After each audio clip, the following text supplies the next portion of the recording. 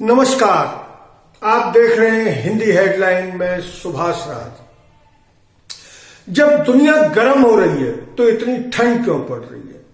दुनिया भर के विशेषज्ञ और आम आदमी इस गुत्थी को सुलझाने और समझने में जुटे हैं। वैसे इस सवाल का जवाब इतना आसान नहीं है, क्योंकि जलवायु और मौसम में काफी अंतर होता है। इन दोनों अंतर को समझकर ही हम ये पता लगा पाएंगे कि ठंड इतनी भीषण क्यों पड़ रही है। जब लोग जलवायु और पर्यावरण की चर्चा करते हैं तो वे तापमान और मौसम के मिजाज में लगातार हो रहे बदलावों का जिक्र कर रहे होते हैं। यह समय सीमा दशकों या सदियों की होती है। मौसम में ये बदलाव सौर गतिविधि या ज्वालामुखी विस्फोट से जुड़े प्राकृतिक भी हो सकते हैं। जैसा कि आप सबको बता दें कि अप्रैल 1815 में इंडोनेशिया के माउंट तंबोरा में एक विशाल विस्फोट हुआ। उस विशाल विस्फोट से निकली राख और गैसों के कारण सूरज की रोशनी पूरी तरह पृथ्वी पर नहीं पहुंच पा रही थी। इससे विश्व का औसत तापमान 3 डिग्री सेल्सियस तक कम हो गया।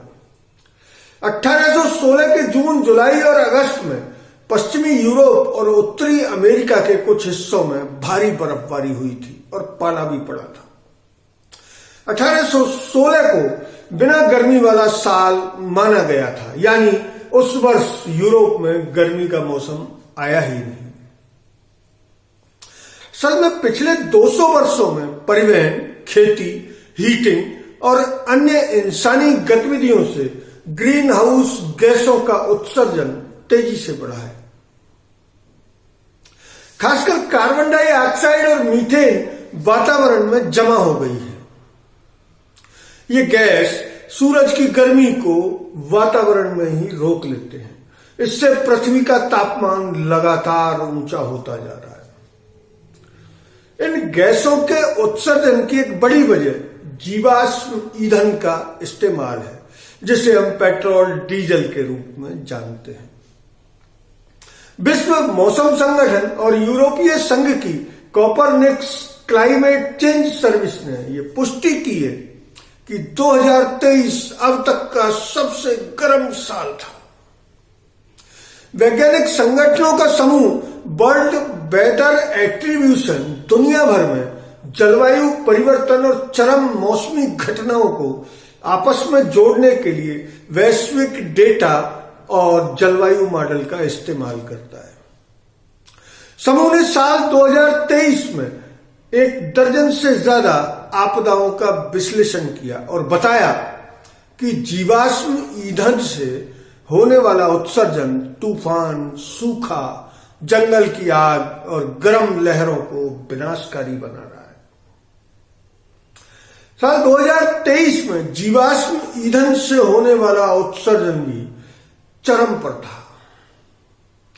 गर्म और शुष्क मौसम की वजह से 2023 में कनाडा के जंगलों में भीषण आग लगी थी। कनाडा में सीरिया के आकार की 1,80,00,000 हेक्टेयर जमीन इस आग से तबाह हो गई। सितंबर 2023 में जलवायु परिवर्तन के कारण लीबिया में 50% तक अधिक बारिश हुई। इससे विनाशकारी बाढ़ आई और 3,400 से अधिक लोग मारे गए। उच्च तापमान के बावजूद दुनिया के कुछ हिस्सों में लोग अभी भी नियमित रूप से कड़ाके की ठंड का सामना कर रहे हैं। यह भी जलवायु परिवर्तन का ही एक हिस्सा है। दरअसल ध्रुवीय भंवर यानी पोलर वोर्टेक्स के नष्ट होने, उत्तरी ध्रुव के आसपास चलने वाली ठंडी हवाओं और कमजोर जेट स्ट्रीम के कारण यूरोप और उत्तरी अमेरिका में अत्यधिक ठंड पड़ रही है। आर्कटिक के गर्म होने का सीधा असर भी इन पर हो रहा है। जेट स्ट्रीम दुनिया को घेरने वाली तेज हवाओं के बैंड के तौर पर जानी जाती है।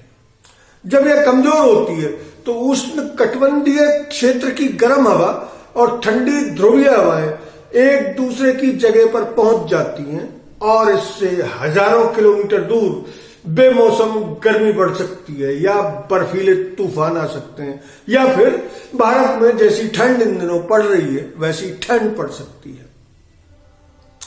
दुनिया में उत्सर्जन की मौजूदा स्थिति के हिसाब से संयुक्त राष्ट्र ने एक रिपोर्ट जारी कर रखी है। इससे पता चलता है कि ग्रीन हाउस गैस उत्सर्जन से वर्ष 2100 तक यानी 2100 तक वैश्विक तापमान पूर्व औद्योगिक स्तर से 2.9 डिग्री सेल्सियस तक बढ़ने की आशंका है। मौसम और जलवायु वैज्ञानिकों का कहना है कि जैसे जैसे धरती गर्म होगी वैसे वैसे उसके मौसम में ऐसे तूफानी परिवर्तन आते रहेंगे। अगर इन परिवर्तनों से निजात पानी है तो दुनिया को जैविक ईंधन से भी निजात पानी होगी। माफ करें, दुनिया को जीवाश्म ईंधन से निजात पानी होगी। अगर ये वीडियो आपको अच्छा लगा तो इसे लाइक करें, शेयर करें और चैनल को सब्सक्राइब भी करें। धन्यवाद। जय हिंद।